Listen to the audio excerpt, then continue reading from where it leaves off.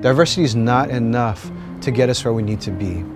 In order to address the structural problem of cultural inequity and cultural injustice, we think that folks really need to dive deep, and the Arts Lab allows them the chance to be able to work together at different scales, from the community level to the large arts organization, to be able to systematically address the kinds of practices and protocols, procedures that are continuing inequity, whether it be intentional or not.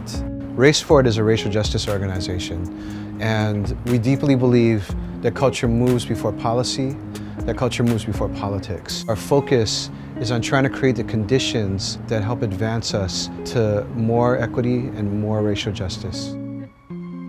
The recent research from the Helicon Collaborative Not Just Money report shows that in the last 10 years, racial disparities have actually increased in both arts philanthropy and the arts sector, despite a simultaneous increase in trainings, workshops, and attention and awareness drawn to issues of diversity, equity, and inclusion. I'm constantly thinking about how art, culture, and creativity dismantles white supremacy and systemic oppressions. What we've seen are folks who feel like they're doing racial justice work because they have grown the Benetton ad of their staff.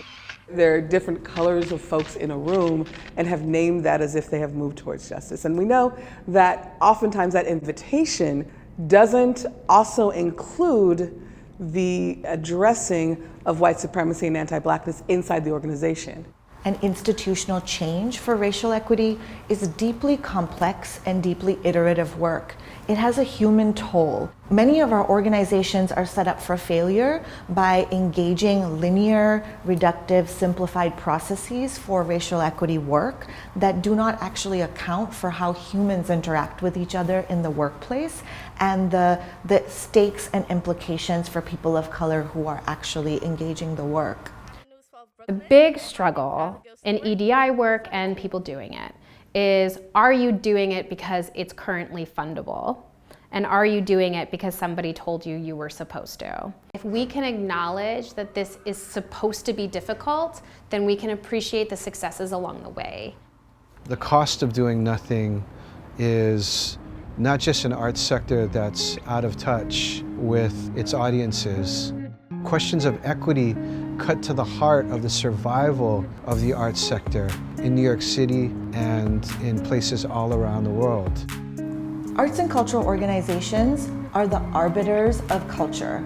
If we do not have arts and cultural organizations that adequately represent and honor the histories, the legacies, the contributions, and the labor of communities of color, then we will not have a just, multiracial, inclusive democracy.